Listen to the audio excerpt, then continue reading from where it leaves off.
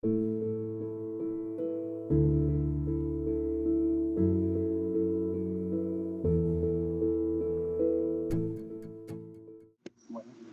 listo, buenos días a todos. El día de hoy vamos a dar continuidad pues, con los seminarios que venimos realizando durante estos días. El tema que me corresponde a mí el día de hoy tratar es colangitis biliar primaria, colangitis esclerosante relacionada con IgG4 y hepatitis autoinmune, un enfoque para el cirujano general. Mi nombre es Juan Sebastián López, yo soy residente de cuarto año de cirugía general de la Universidad del CES y mis asesores fueron la doctora Caterina Lopera, de cirujana general de aquí del hospital, y el doctor Luis Enrique Martínez, hepatólogo de la clínica León 3. Y un especial agradecimiento al grupo de cirugía patobiliar de acá del hospital, a la doctora Catalina y al doctor Gutiérrez, que también me colaboraron con algunas precisiones para esta charla.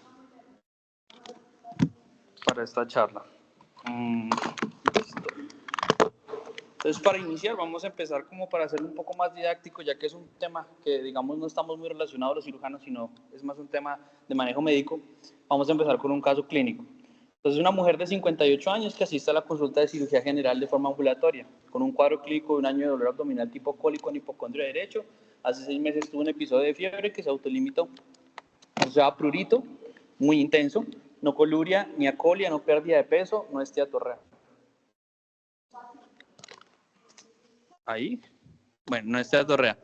Como antecedentes patológicos, ningún antecedente importante. Sí consumía tabaco, pero ya no lo hace, y consume alcohol de forma ocasional. Antecedentes quirúrgicos, una histerectomía por laparoscopia por una miomatosis uterina.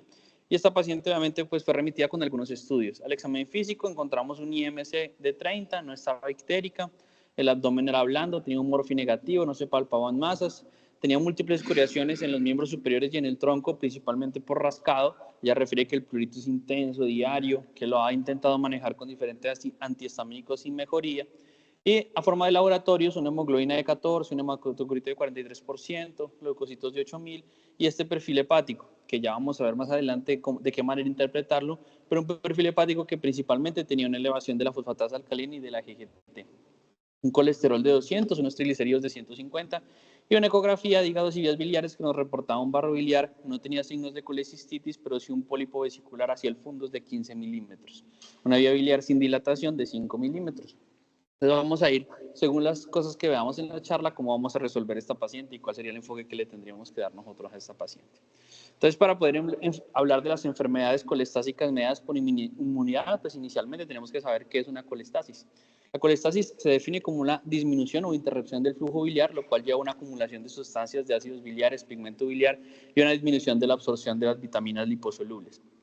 Entonces, hay una alteración en este circuito de la circulación enterohepática, en donde se producen los ácidos biliares, posteriormente van al intestino, el intestino excreta una parte de los ácidos biliares y posteriormente se reabsorben y vuelve al ciclo de la circulación enterohepática. Cuando existe una alteración, entonces, en este ciclo es donde vamos a presentar las diferentes complicaciones que se presentan debido a la colestasis. Las colangiopatías mediadas por inmunidad son desórdenes colestásicos crónicos que se desarrollan por auto o autoinmunidad. Principalmente, digamos, la característica principal de estas enfermedades es que los linfocitos T, alo o autorreactivos se activan y permiten entonces la destrucción de la vía biliar y el patrón de la afectación intrahepática, extrahepática o mixta. Vamos a ver que en las diferentes enfermedades pueden darse un patrón anatómico diferente. Básicamente, esta es como la fisiopatología de todas estas enfermedades inflamatorias. Vamos a ver que hay 3 principales factores. Uno es la activación de los linfocitos, la otra es la activación de la inmunidad innata con las natural killers y la injuria de los hepatocitos como tal. Esto lleva a que se generen diferentes sustancias proinflamatorias, generalmente todas hasta la activación de este tipo de células que llevan a la producción de colágeno y a la depositación de este colágeno en el parénquima hepático, que posteriormente lleva a una fibrosis. ¿No se escucha? Bueno, adicionalmente a esto, pues vamos a ver entonces que la progresión de estas enfermedades va a ser un hígado sano, posteriormente fibrosis, que nos va a llevar a cirrosis, y esto evidentemente nos va a aumentar o nos va a llevar indefectiblemente al desarrollo de un carcinoma hepatocelular o diferentes tipos de cáncer que ya vamos a ver más adelante. Entonces, ¿cómo vamos a diferenciar nosotros un perfil hepático colestásico de un perfil hepatocelular? Vamos a ver que las bilirrubinas van a tener algún grado de compromiso dependiendo de la avanzada que esté la enfermedad. La ST y la LT, las transaminasas, las vamos a ver marcadamente elevadas en el patrón hepatocelular. Dependiendo de la enfermedad que estemos hablando, pues van a estar más elevadas que en otras partes. Sin embargo, tenemos que tener en cuenta que en el patrón colestásico también podemos tener transaminasas levemente elevadas. Sin embargo, aquí este es nuestro factor diferencial. Vamos a tener sí o sí elevación de la fosfatasa alcalina y de la GGT. Y en el patrón hepatocelular pueden estar elevadas, pero no por encima de las transaminasas. La albúmina también puede estar alterada, normal o disminuida en el patrón colestásico o disminuida en el patrón hepatocelular, dependiendo de qué tan avanzada esté la enfermedad. Y los tiempos de coagulación también se pueden prolongar, sobre todo cuando exista un patrón hepatocelular. Entonces, este es un artículo del 2007 que nos dice cómo vamos a nosotros a evaluar a este paciente o qué es lo que tenemos que preguntarnos cuando estamos evaluando a un paciente que tiene una alteración de las enzimas hepáticas. Entonces, vamos a preguntarnos el cómo, el cuándo y el dónde, ¿cierto? Entonces, si es un paciente que tiene una elevación de enzimas hepáticas, vamos a ver cuándo, o sea, qué edad tiene este paciente, si tiene alguna ingesta de medicamentos que nos podrían alterar esto, si tiene algunas comorbilidades que también nos podrían llevar a alteración de estas enzimas.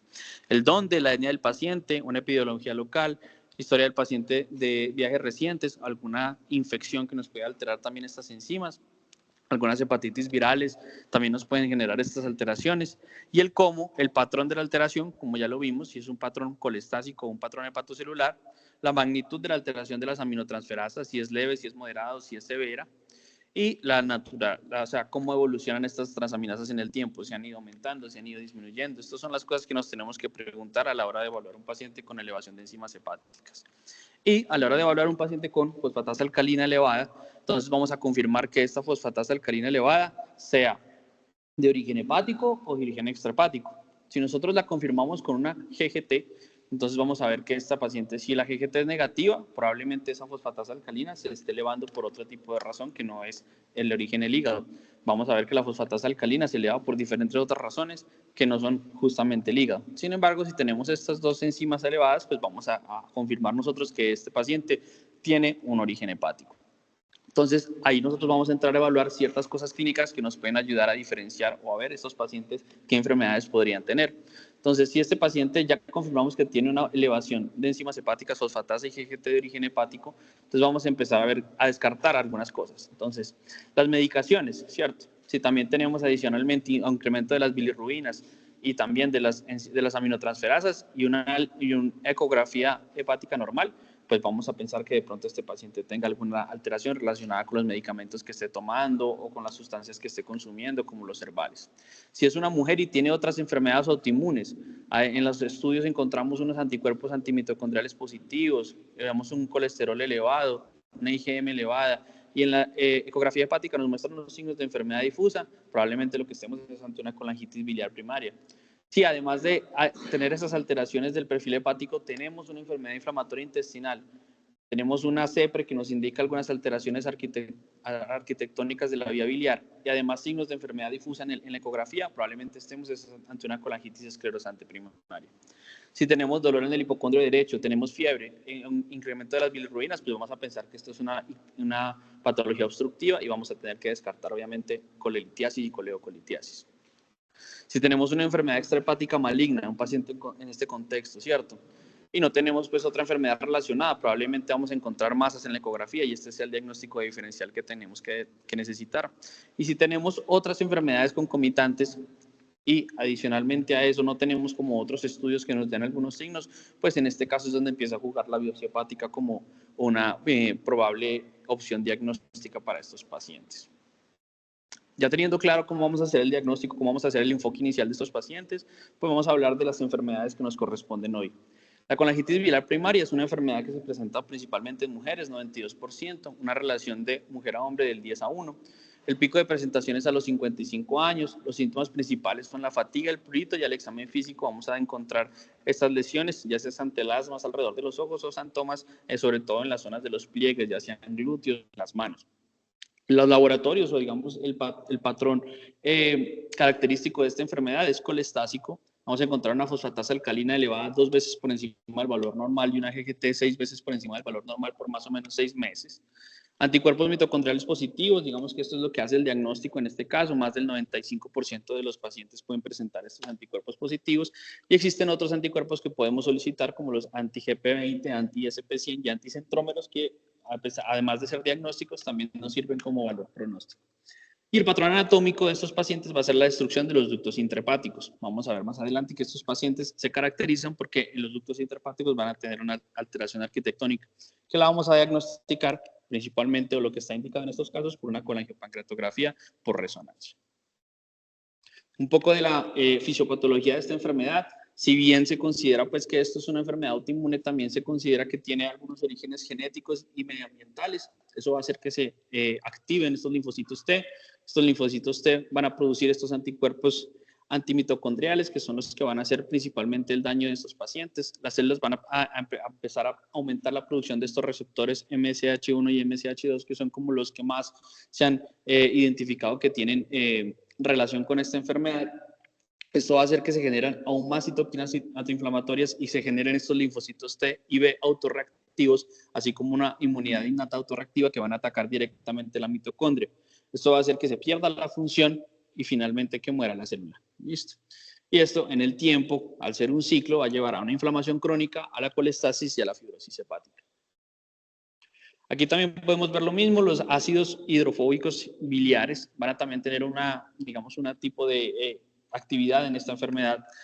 También al entrar en contacto con este tipo de células van a activar esto que se llama la senescencia. Básicamente en las células lo que se describe es que van estas células a envejecer prontamente por la ausencia de esta función mitocondrial y finalmente se va a activar pues, la vía de la apoptosis mediada por el calcio y van a morir estas células en un ciclo constante que finalmente va a terminar en la fibrosis y en la cirrosis hepática. Digamos, un abrebocas o como un esquema general para el tratamiento de la colangitis biliar primaria. El tratamiento inicial es el ácido ursodesoxicólico.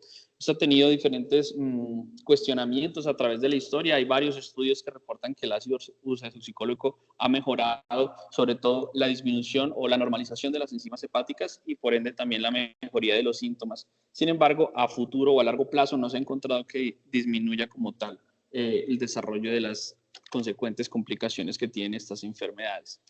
Digamos que esto hace parte más del seguimiento médico, pero sigamos si este paciente después de hacer el tratamiento con ácido ursodesoxicólico mantiene unas enzimas hepáticas, unas transaminasas menor de 1.5 del valor inferior a las bilirrubinas normales, pues va a ser un seguimiento.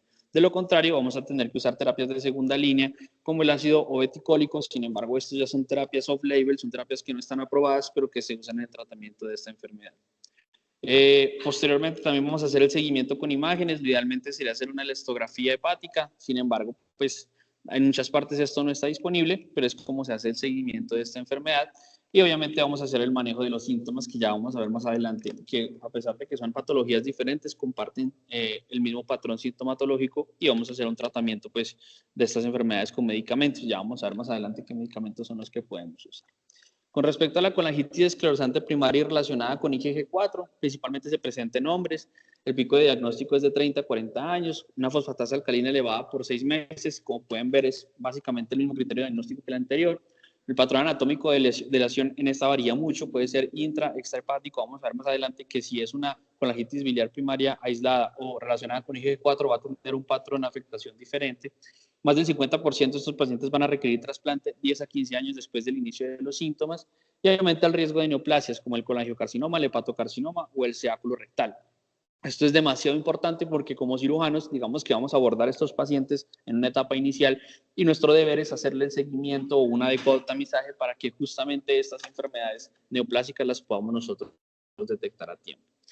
Obviamente también como la primera enfermedad, esto es un ciclo, inicialmente empieza con una disbiosis en el tracto gastrointestinal, puede estar relacionado con la dieta, con las terapias para enfermedad inflamatoria intestinal, esto hace que haya unas microfiltraciones del intestino hacia la vía biliar, eso hace que se inflame la mucosa, posteriormente se va a hacer una activación inmune, tanto de la inmunidad adaptativa como innata, esto va a hacer que haga una respuesta biliar, donde colestasis, senescencia y disfunción de los colangiocitos y posteriormente pues activación de los miofibroblastos y la generación de las fibrosis y las clásicas estenosis de estas enfermedades.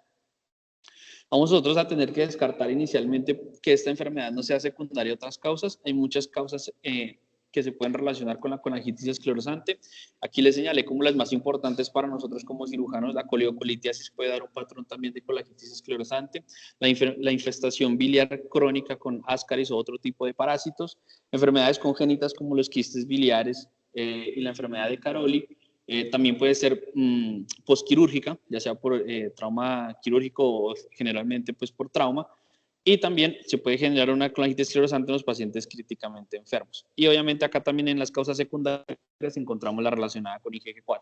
Una vez nosotros hayamos descartado que no existen estas enfermedades, pues podemos considerar que es una colangitis esclerosante primaria y pues nosotros ya vamos a ver qué tipo de colangitis esclerosante tenemos. Sin embargo, esta se caracteriza por tener estas estenosis y estas dilataciones preestenóticas, los ductos intrahepáticos, extrahepáticos o en ambos. Vamos a ver más adelante qué patrones tenemos de estos. Un poco más esquemático la fisiopatología de esta enfermedad. Como vemos aquí, el número 1 es la exposición de la vía biliar a las bacterias. Esto hace que haya una respuesta inflamatoria, ¿cierto? Y que se rompa la barrera natural de defensa de la vía biliar. Posteriormente inicia pues esta respuesta antimicrobiana inflamatoria, se generan estas cicatrices relacionadas con los fibroblastos y posteriormente pues hay una alteración de la secreción de los ácidos biliares y la consecuente colestasis, lo cual se forma un ciclo y esto pues hace que estos pacientes tengan una enfermedad muy crónica. Digamos, acá vemos un poco lo mismo, sin embargo, aquí lo que les quería comentar es que existen unos subtipos de esta enfermedad colestásica esclerosante. Está el clásico, que afecta tanto los ductos pequeños como grandes. Está la enfermedad de ducto pequeño, que en teoría tiene un mejor pronóstico que las anteriores. Está la que no está asociada con enfermedad inflamatoria intestinal. Sin embargo, estas patologías en su mayoría están asociadas con enfermedad inflamatoria intestinal. La que está asociada con hepatitis autoinmune, hay algunos síndromes que se sobrelapan unos con otros, y la que está asociada a IgG4. Y ya obviamente pues ya lo que hemos hablado de los diferentes desenlaces como la colestasis crónica, la cirrosis, las estenosis dominantes o la colangitis bacteriana. Digamos que esa es como la diferencia anatómica que encontramos entre la colangitis esclerosante primaria y la relacionada con IgG4. La IgG4 básicamente va a tener una dilatación después de cada una confluencia estenótica, como podemos ver aquí en el número 1, y también esta se caracteriza porque tiene una dilatación o una estenosis más bien en el conducto, en el colédoco distal. ¿Listo? Eso también se puede presentar en la IgG4, mientras que en la colangitis esclerosante primaria se van a presentar otro tipo de características, como por ejemplo esta forma arrozariada de la vía biliar, que presenten el número 6 como tipos de divertículos, y en la parte endoscópica también vamos a tener diferencias. La IgG4 usualmente tiene sus capas completamente indemnes, mientras que en la colangitis esclerosante primaria vamos a ver esta forma de divertículo y vamos a ver que es irregular. Obviamente ya en el colangiocarcinoma pues vamos a ver que es una lesión mucho más infiltrativa. Estos son los criterios diagnósticos para IgG4, estenosis de la vía biliar intra o extrahepática, engrosamiento de la pared ductal, hallazgos serológicos como IgG4 por encima de 135 miligramos por decilitro, los hallazgos histológicos, esto vamos a poderlo obtener vía CEPRE o vía biopsia hepática, infiltración linfoplasmática, fibrosis, más de 10 células plasmáticas por IgG4 positivas pues para IgG4 por campo de alto poder, flebitis obliterante y que no haya pues malignidad. Compromiso multiorgánico como la pancreatitis autoinmune, la fibrosis retroperitoneal, una lesión renal o la cielodenitis por IgG4. Es muy importante porque en las guías de tratamiento nosotros tenemos que tener en cuenta si este paciente tiene o no una pancreatitis autoinmune asociada. Esto nos va a cambiar a nosotros el manejo. Y la respuesta a los esteroides, digamos que cuando tengamos estos criterios vamos a poder diagnosticar una colangitis esclerosante relacionada con IgG4. Entonces tenemos un paciente que tiene una estenosis de la vía biliar, un engrosamiento de la pared del colédoco y una elevación de IgG4. ¿Qué tenemos que preguntarnos? ¿Se asocia o no se asocia a pancreatitis autoinmune? Si no se asocia a pancreatitis autoinmune, pues tenemos una colangitis esclerosante relacionada con IgG4 aislada. Sin embargo, si la tenemos, pues vamos a tener, digamos, el patrón completo de la colangitis esclerosante relacionada con IgG4. En este caso, pues vamos a dar manejo con esteroides y según eso, pues vamos a definir si este paciente se beneficia o no se beneficia de alguna cirugía. Vamos a ver más adelante qué tipo de cirugía le podemos hacer a estos pacientes. Si no se asocia a pancreatitis autoinmune, pues tenemos una patología aislada que existe en 3 tipos. Está el tipo 1, que es esta estenosis del colédoco distal. Como diagnósticos diferenciales tenemos un ampuloma, pues, o diferentes tumores periampulares. Y el diagnóstico lo vamos a hacer pues por colangioscopia y ecografía adicional, pues ecografía endoscópica o biopsia. Listo. La tipo 2 es este paciente que tiene como una dilatación previa a las estenosis y también tiene afectación tanto intra como extrahepática. Estos pacientes pues tienen como diagnóstico diferencial la colangitis esclerosante primaria. Básicamente el diagnóstico lo vamos a hacer igual, y estos pacientes sí es mandatorio que nosotros le hagamos una colonoscopia porque tienen alto riesgo de tener enfermedad inflamatoria intestinal. Y los tipo 3, que son estas estenosis justamente en la confluencia. ¿Cuál es el diagnóstico diferencial? Un colangiocarcinoma iliar, y también vamos a hacer pues el diagnóstico ya sea por biopsia o por colangioscopia. A estos pacientes también se les vamos a dar una prueba de esteroides y vamos a reevaluar si se benefician o no de una intervención quirúrgica. Ya con respecto a la hepatitis autoinmune, digamos que esta es como de la que menos se relaciona con nuestra actividad quirúrgica. Es una ruptura en la autotolerancia a los autoantígenos de los hepatocitos, inicia una respuesta inmunológica que causa necroinflamación progresiva del parénquima y fibrogénesis. Entre los laboratorios más característicos vamos a encontrar unos ANAS positivos, unos ASMA positivos, un LKM1 positivo e hipergamaglobulinemia.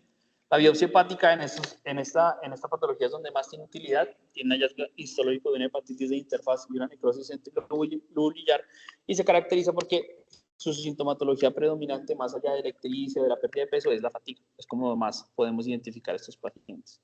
Esta imagen, básicamente, lo que les quería comentar es que todas estas manifestaciones histológicas, como la hepatitis de interfase, la inflamación portal, los hepatocitos, la emperidopolesis, la hepatitis lobular y la fibrosis, y la posible fibrosis de estos pacientes se pueden presentar tanto de forma crónica como en cualquier presentación aguda de la hepatitis autoinmune. Digamos que esto es como el ciclo natural de la hepatitis autoinmune. Si no se da pues un tratamiento adecuado, es una enfermedad que inicialmente es asintomática y latente, posteriormente va a ser una hepatitis ictérica aguda, probablemente nunca sepamos, o al menos en el primer episodio no se sepa cuál fue la causa. Ese paciente probablemente se va para la casa, hace una hepatitis crónica o puede realizar una hepatitis autoinmune severa con una hepatitis fulminante, y esto pues indefectiblemente va a terminar en una cirrosis y probablemente malignización. Y obviamente estos pacientes pues van a terminar beneficiándose ya sea de trasplante hepático para poder salvarles la vida a estos pacientes.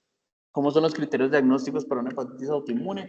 Este es un score pues simplificado. Vamos a ver que vamos a tener que solicitar todos estos estudios para poder nosotros diagnosticar la hepatitis autoinmune, pero digamos que si después de hacer este score tenemos un puntaje por encima de 7, pues tenemos un diagnóstico, y si es por encima de 6 tenemos un probable diagnóstico.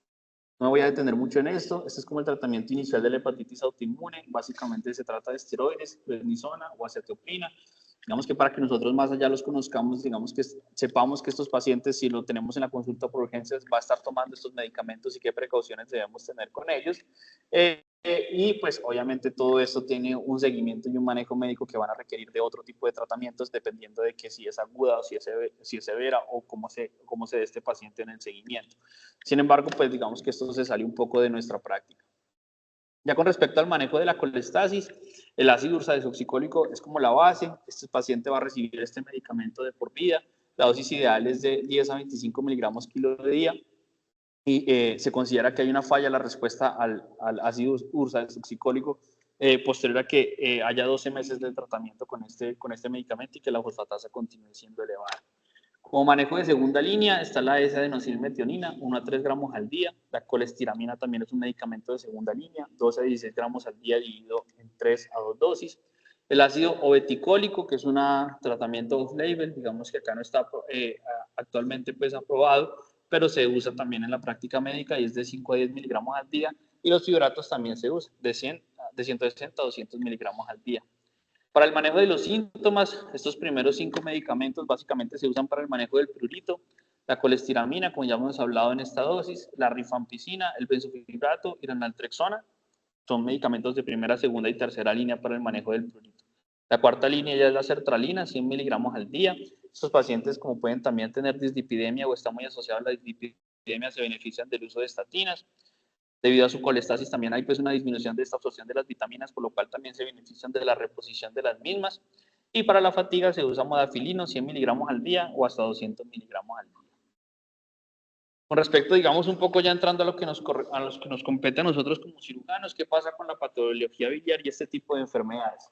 Entonces, esos pacientes, digamos que se benefician de que tengamos un umbral más bajo para llevarlos a cirugía. Si es un paciente con una enfermedad colestática mediada por inmunidad y tiene una colelitiasis, pues es ideal que estos pacientes no esperemos a que realicen síntomas o que tengan complicaciones relacionadas con la patología biliar litiásica y los llevemos a cirugía tempranamente. Pacientes que tienen pólipos vesiculares, sabemos que la indicación para la resección de los pólipos usualmente es que sean mayores a 1 centímetro, pero en esos pacientes pues bajamos un poco el umbral si tienen un pólipo por encima de 0.8 milímetros, aquí me equivoqué, pues 0.8 centímetros o 8 milímetros, pues podemos llevar a Colelab.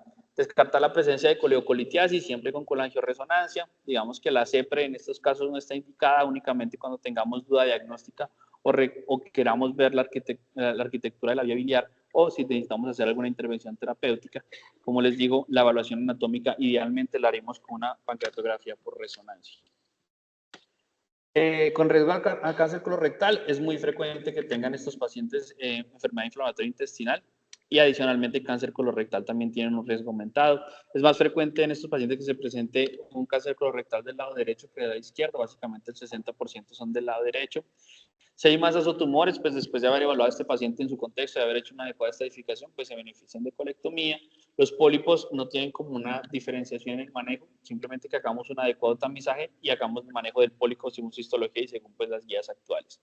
Y la vigilancia anual de esos pacientes debe ser con colonoscopia. Estos pacientes se benefician de colonoscopia anual y si no han presentado pues síntomas antes o no tienen una colonoscopia previa, pues iniciar un tamizaje temprano a los 45 años. Con respecto al manejo endoscópico, digamos que es el pilar del tratamiento para estas complicaciones.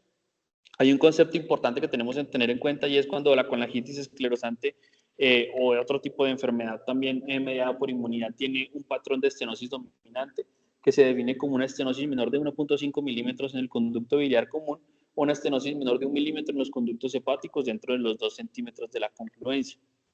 Estos pacientes pues, se benefician de un tratamiento endoscópico o también de un tratamiento quirúrgico, pero inicialmente la primera línea sería endoscópica. Este tipo de patrón de estenosis dominante se presenta hasta en un 45 o 58% de los pacientes y esto hace que disminuya su sobrevida y aumente el riesgo de un colangiocarcinoma. Y obviamente, pues a pesar de que se han hecho diferentes estudios respecto al manejo endoscópico convencional, pues la colangioscopia o el spyglass, que es la colangioscopia de un solo operador, ha demostrado pues una mejoría, sobre todo en el rendimiento diagnóstico de este examen, sobre todo realizando pues un cepillado de la vía biliar, obteniendo tanto así diagnóstico histológico de estos pacientes. Ellos en este artículo al menos nos dicen que ellos tienen un abordaje de las 4D. Inicialmente es evaluar si este paciente tiene o no tiene esta estenosis dominante, si hay dilatación o no, ¿cierto? Si se realiza o no se realiza dilatación de las estenosis durante la CEPRE. Si hay, descartar que haya displasia o colangiocarcinoma según realizando pues, cepillados y realizando la histología y realizando la dosis de antibiótico para prevenir la colangitis periprocedimiento. ¿Qué hacían ellos o qué recomiendan ellos en estos pacientes? Que nosotros hagamos pues obviamente una dosis de profilaxis y les demos 5 días de antibióticos orales posterior a la realización de la CEPRE en este tipo de pacientes. Eso hace pues que disminuya el riesgo de que estos pacientes presenten colangitis posterior al procedimiento. Algunas recomendaciones como del grupo de cirugía hepatobiliar de acá, digamos que esto no existe o por lo menos no está como tal escrito o descrito en guías, pero hay algunas indicaciones para nosotros realizar una derivación bilientérica. Cirugía de elección, hepático-yeyonostomía con reconstrucción en Y de Rux. ¿Cuáles son las indicaciones? Un prurito intratable, pacientes que a pesar de todos los medicamentos que ya vimos que se pueden usar para el manejo del prurito, a pesar de que presenten que este prurito sea que afecte su calidad de vida, que presenten lesiones relacionadas con el prurito, infecciones relacionadas con el prurito, pacientes se benefician pues, de realizar una derivación bilientérica. Más de 3 episodios de colangitis en un año, hubo un primer episodio de peritonitis bacteriana espontánea. Estos pacientes se benefician de una derivación bilientérica de forma quirúrgica. Lo que les hablaba, digamos, un poco al principio, esto es como un poco lo que a uno lo deja pensando que a pesar de que realicemos todo este enfoque diagnóstico desde un principio, de que tengamos los estudios, de que le pidamos los estudios al paciente, pues probablemente nos quedemos sin diagnóstico porque hay algunos síntomas hay unos síndromes que se sobrelapan unos sobre otros. El más común de estos es este síndrome, ¿cierto? Colangitis biliar primaria y hepatitis autoinmune. Vamos a ver que tienen tanto pues, criterios diagnósticos de uno como del otro. Sin embargo, esto respecto al manejo no cambia demasiado. La colagitis esclerosante primaria y la hepatitis autoinmune es una enfermedad rara, se presenta en 6 al 14% de los pacientes con colagitis esclerosante, está menos relacionada con enfermedad inflamatoria intestinal o pues con colitis ulcerosa y tiene menos riesgo de malignidad hepatobiliar, es decir, estos pacientes relativamente tienen una enfermedad más benigna. Y que haya una colagitis biliar primaria con una colagitis esclerosante primaria sobrelapada es muy poco común, hay 10 casos en la literatura, pero pues que tengamos en cuenta que esto también se puede dar. Con respecto al trasplante, es algo complicado en estos pacientes. Las enfermedades colestásicas mediadas por inmunidad inicialmente son, digamos que muy larvadas, son unos síntomas que se van a presentar cuando ya la enfermedad está muy avanzada y pues es difícil que estos pacientes logren entrar a un protocolo de trasplantes. Sin embargo, hay algunas indicaciones como el prurito intratable, es una indicación para el ingreso al protocolo de trasplantes. Aquí en Colombia, el MELT por encima de 15, la refractariedad al manejo médico a pesar del tratamiento, y algunos datos sobre estos pacientes. Los pacientes que se trasplantan con colagitis esclerosante primaria tienen una sobrevida del 75% a 5 años y con colagitis biliar primaria, pues 25% recurren posterior al trasplante. Digamos que de estas enfermedades a los que mejor les va con el trasplante es a los de la hepatitis autoinmune. Los otros dos pueden continuar todavía con patología y tener complicaciones relacionadas con este. Hablando un poco del caso, este es un algoritmo de la Asociación Colombiana de Patología. Entonces, es un paciente que tenía una elevación, pues tenía una edad ya que podía presentarse para iniciar un tamizaje de SEA colorectal, ¿cierto? Entonces, lo primero que teníamos que hacer con este paciente pues, es iniciar el tamizaje de SEA colorectal. Tenía un pólipo vesicular grande, teníamos este paciente que después de haber evaluado todas estas, de haber realizado algunas imágenes, probablemente este paciente se hubiera beneficiado de programarlo para una colecistectomía. Sin embargo, en este paciente, ¿qué era lo que nosotros teníamos que ordenar? Por lo menos una colangioresonancia o una pancreatografía por resonancia. Este paciente no lo tenía y obviamente, digamos, como el mensaje que queríamos dejar acá es que si bien para nosotros no estamos acostumbrados o no estamos familiarizados con solicitar estos anticuerpos, pues lo podemos hacer, ¿cierto? Con solicitar los antimitocondriales, los ANCA, los asma y algunos específicos que ya vimos en la presentación que nos pueden ayudar a resolver estos pacientes. Si ya todo esto resulta negativo, obviamente en este paso, en el paso 3, que es donde nosotros definimos si se requiere o no requiere alguna intervención por enfermedad obstructiva, pues nosotros ya lo remitimos, ¿cierto?, a un hepatólogo específicamente para que hagan el tratamiento en un centro especializado. Digamos que son enfermedades de alto costo, enfermedades muy mórbidas que requieren de un tratamiento integral en un centro especializado para el tratamiento de este tipo de patologías. Ya como pues para terminar, algunos mensajes para llevar a casa. El enfoque inicial depende del primer médico que tenga contacto con este paciente. No importa si somos cirujanos, si somos el hepatólogo, si somos médicos generales. Digamos que si tenemos un paciente con este tipo de características o con este patrón colestásico que de pronto no está muy claro, pues tenemos que tratar de hacer los estudios necesarios para tener o para darle al paciente esa oportunidad de que sea tratado prontamente, ya que el retardo en el diagnóstico pues afecta el pronóstico de estas patologías. Los pacientes con enfermedad colestásica mediada por inmunidad tienen un alto riesgo de neoplasias abdominales, como el SEA colorectal y el colangiocarcinoma o el SEA de vesícula, y pues nosotros tenemos que hacer un adecuado tamizaje y también tener pues como este umbral bajo al manejo quirúrgico de la patología biliar, según esté indicado en cada caso. Las complicaciones agudas usualmente se deben pues, abordar de forma multidisciplinaria, sin embargo, pues las técnicas endoscópicas son las que tienen en este momento como mandando la parada sobre el tratamiento de estas enfermedades. Digamos que aquí quisiera hacer un apunte adicional y es que me llama la atención que para este tipo de estenosis no está recomendado el uso de stent como primera línea, sino que como primera línea prefieren la dilatación con balón. A sus pacientes les va mejor y tienen menos complicaciones. Digamos que los stent tanto de corto plazo como de 8 a 10 días o hasta 21 días de stent, no tienen un beneficio como importante relacionado con la dilatación con balón. Entonces, los pacientes se benefician más con la dilatación con balón. Y obviamente tratar de tener también como en cuenta que si estos pacientes no mejoran o continúan con dificultades y el patrón anatómico es viable, pues lo podemos también remitir al cirujano hepatobiliar para que nos ayude con la derivación bilientérica para el tratamiento de estos pacientes. Y el mensaje grande, pues que no todos son cálculos en la vía biliar, ¿cierto? Existen otras enfermedades que nos pueden generar alteraciones del perfil hepático, alteraciones arquitectónicas de la vía biliar, obstrucciones, colangitis, y no todos son cálculos. Si bien es lo que nosotros debemos descartar para poder actuar y poder dar tratamiento, pues no todos son cálculos y tenemos que tener eso en cuenta. Gracias, eso es como lo que teníamos para hoy. para dar en la charla. No sé si hay algún comentario en el auditorio. Hola Juan, ¿cómo estás? ¿Me escuchan? Para un momento. Sí, se escucha. Bueno, Juan, primero queremos darte las gracias por la presentación. Cuando escribimos el tema, en realidad nos pareció un poco muy difícil y tedioso, pero creo que sacaste adelante la presentación. Nos está acompañando el doctor Luis Martínez, heptatólogo, el doctor Jorge Gutiérrez, director de Catalina. Me gustaría darle la palabra al doctor Luis, seguido de la doctora Catalina. Jorge, dar algo, gracias.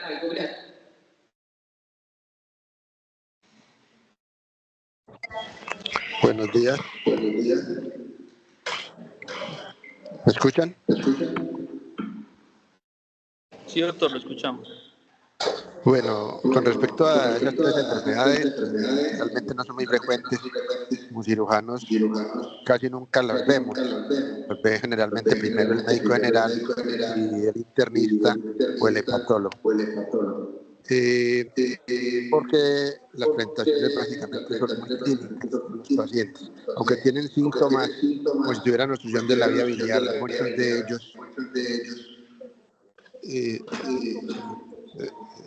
muchos de ellos tienen síntomas de obstrucción de vía biliar,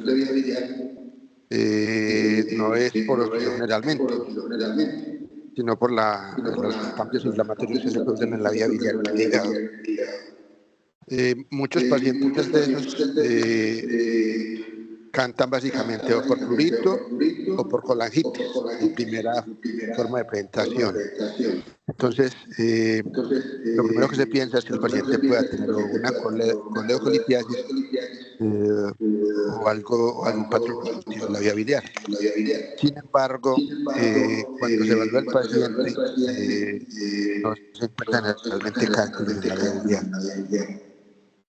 Entonces, nosotros como cirujanos vemos generalmente, o sea, como hepatobiliar o trasplantólogos, vemos estos pacientes generalmente con cirrosis y ahí es donde nos preguntamos qué hacer con el paciente, ¿cierto?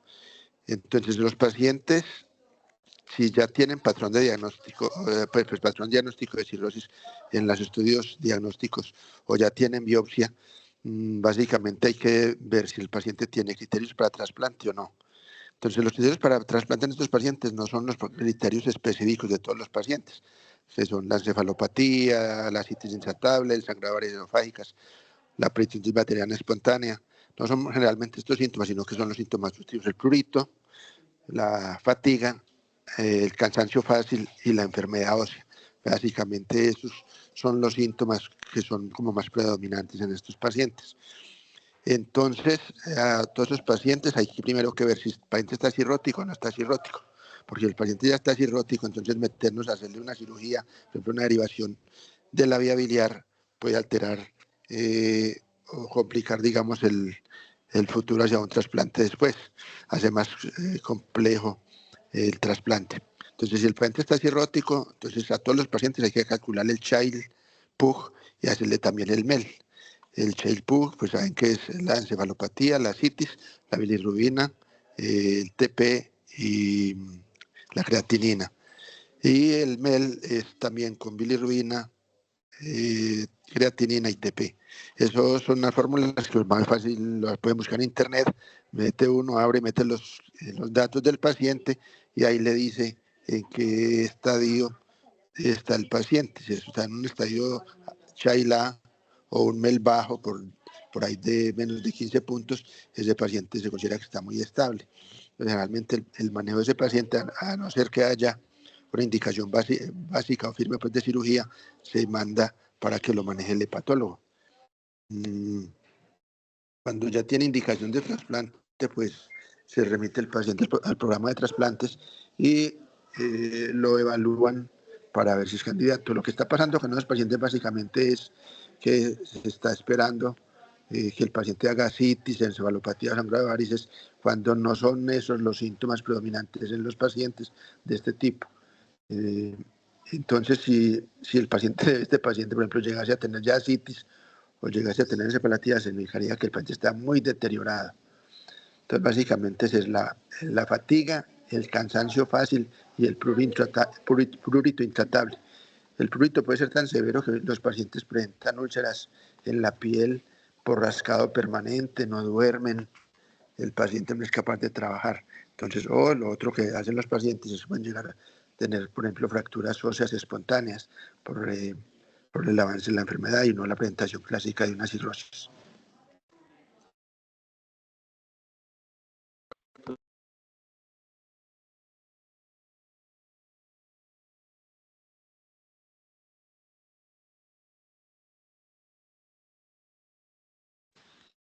El doctor Luis quiere tomar la palabra.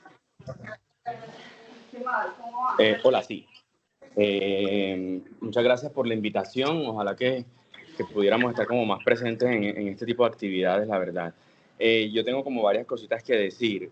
Primero, con la colangitis biliar primaria, el doctor mencionó que el estudio era con colangiopancreatografía o con colangioresonancia. La verdad es que en la colangitis biliar primaria, que es una enfermedad de ducto microscópico, la vía biliar se ve normal en las imágenes. O sea, uno no espera encontrar una alteración en los colangiogramas de este tipo de pacientes, porque la fibrosis es a nivel microscópico, una fibrosis que es en bulbo de cebolla. Entonces, el hallazgo realmente patológico es lo que nos haría diagnóstico. Sin embargo, este tipo de pacientes casi nunca van a biopsia porque el diagnóstico se hace solamente con la elevación de la fosfatasa, la GGT, y unos anticuerpos antimitocondriales positivos. Casi nunca necesitamos como una imagen adicional ni llevarlo a biopsia. Es importante lo que estaba mencionando el doctor con respecto al trasplante. Muchos pacientes de enfermedad autoinmune, pues ya sea hepática o biliar, es cierto que no cumplen criterios típicos pues, de trasplante y se trasplantan muchos por prurito y por fatiga. Sin embargo, con las terapias, digamos, nuevas, como lo que se ha venido estudiando con estimuladores del PPAR alfa, como el bezafibrato o el fenofibrato, realmente están haciendo que este tipo de pacientes se les controle muchísimo mejor la colestasis y muchísimo mejor el prurito. El ácido ursodesoxicólico no es como el medicamento para controlar prurito. El ácido ursodesoxicólico es un medicamento para controlar la colestasis que tiene efectos o múltiples mecanismos de acción, entre ellos como disminuir la toxicidad de la bilis sobre los hepatocitos, disminuir la senescencia de los hepatocitos, disminuir la fibrosis, tiene un poder antiinflamatorio. Entonces, como la terapia de elección para uno evitar que el paciente progrese como en esa fibrosis y cirrosis más que para el prurito. Con respecto, por ejemplo, al ácido beticólico que el doctor mencionó, ese medicamento, la verdad es que si bien en algunos estudios ha demostrado que puede mejorar la fibrosis, el principal problema es que produce prurito. Entonces, más del 50% de la población estudiada tiene que suspender la medicación porque el prurito se les agrava. Entonces, no es un medicamento que sea como tan prometedor en este momento y su nicho de paciente es verdaderamente como escaso. Yo tenía otra acotación que hacer cuando el doctor habló de la derivación bilioentérica. La verdad es que nosotros no usamos derivación bilioentérica en los pacientes con colangitis esclerosante primaria porque el problema de ellos es justamente de la vía biliar grande. Entonces, derivarlos realmente no le va como a aportar ningún beneficio en el futuro como cercano ni lejano, porque la vía biliar se va a seguir desestructurando, se va a seguir estenosando, y eso sí que podría complicar de pronto la técnica quirúrgica de un trasplante si lo necesitara. Entonces, cuando un paciente definitivamente tiene o colangitis a repetición o estenosis dominantes, que se le haya descartado pues que no sean colangiocarcinomas, que tengan prurito, y esto nosotros preferimos meterlos a la lista de espera. Con la colangitis esclerosante primaria, nosotros tenemos un bajo umbral como para indicarles el trasplante, justamente porque esas estenosis, que muchas veces no se pueden estudiar, pueden progresar a colangiocarcinoma. Entonces se nos saldrían como del plan de acción de nosotros. Entonces nosotros más bien los metemos a lista de espera temprano, y sí que es cierto que esos pacientes deben ir a derivación bilioentérica en el momento del trasplante, porque si no la enfermedad recurriría en casi el 100% de los pacientes si se les deja el colédoco nativo. ¿Qué otra cosa tendría yo que decir acá? Es importante que los pacientes estén acompañados por un grupo como multidisciplinario. No olvidarse que la parte nutricional de estos pacientes es verdaderamente importante. Ellos tienden a tener mucho déficit de vitaminas, mucha patología ósea, desnutrición, sarcopenia. Entonces hay que tenerlos como por un grupo tanto de fisiatría, rehabilitación física. En algunos casos nos apoyamos con dermatologías para que les hagan fototerapia para el prurito. Básicamente eso.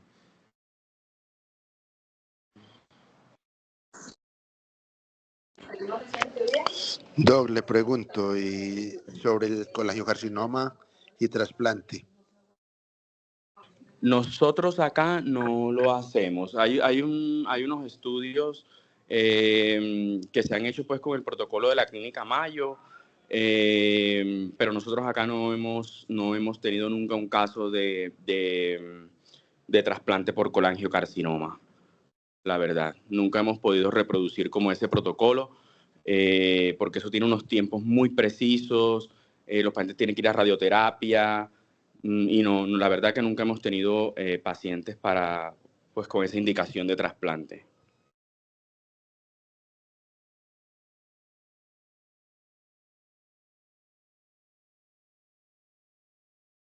¿Alguien tiene algún otro comentario en San Vicente o el doctor Andrés Cárdenas acá en AMA?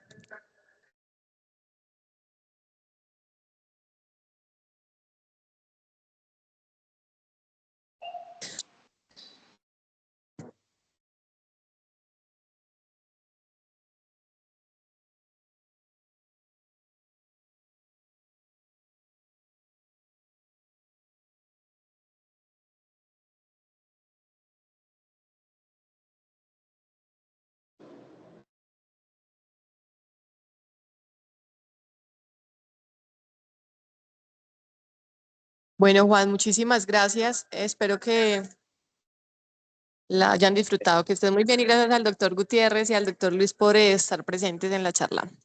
Vale, no, yo quiero decirles que, o sea, si bien la enfermedad inmunológica hepática es rara, nosotros somos centro de referencia y tenemos que tener un nivel de sospecha alto, porque tenemos ese sesgo como de atención, ¿no? O sea, ser ese centro de referencia que todo llega aquí, nosotros vemos eso con bastante frecuencia.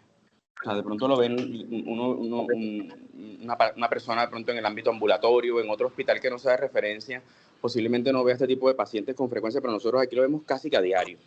Y de todas las enfermedades, yo creo que la hepatitis autoinmune con compromiso, por ejemplo, biliar, es una enfermedad que les puede suponer como un reto a ustedes porque se puede presentar como si fuera una enfermedad quirúrgica, ¿no? El paciente se presenta de pronto con dolor, con ictericia, perfil hepático alterado, y yo creo que eso hay que tenerlo en cuenta. Y lo otro importante es que la IgG4, sí o sí, tenemos que tener como todos los criterios diagnósticos, biopsia, intentar que en la biopsia hagan la tinción de la IgG4 en las células plasmáticas, medir los niveles de los subtipos de IgG4 e intentar un ciclo de esteroides si tenemos la duda diagnóstica con otro tipo de enfermedades, porque es una enfermedad que en general responde muy bien y podríamos de pronto llevar a ese paciente de forma innecesaria a procedimientos quirúrgicos que de pronto no vayan a necesitar si se tratan a tiempo. Entonces yo creo que hay que mantener una sospecha clínica alta de todo este tipo de enfermedades, porque como les digo, somos centro de referencia y aquí vemos pacientes con esto todos los días.